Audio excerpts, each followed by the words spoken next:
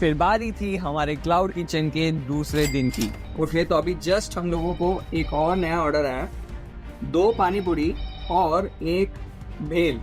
तो सबसे पहले तो मैंने भेल बनाना शुरू किया और तब तक प्रेम और दा ने भी पानी पूरी वाला ऑर्डर पैक करवाए। तब तक मैंने भी अपनी भेल तैयार कर दी थी और अब बस बारी थी इन सब को एक साथ पैक करने। तो एक्चुअली में क्या है कि हमारे पास बहुत सारा सामान आ गया, इसलिए पैक करने के लिए नहीं तो हम लोग एक थैली ले रहे हैं। और डिलीवरी ड्राइवर भी हमारे जल्दी आ गए थे तो हम लोगों ने उन्हें ऑर्डर दे दिया। लेकिन उसी टाइम पे हमें 2 कोल्ड कॉफ़ी का ऑर्डर और आ गया था, तो हम लोगों ने उन्हें भी बनाया और उसे भी डिलीवरी ड्राइवर को दिया और हमारा क्लाउड किचन बंद कर दिया।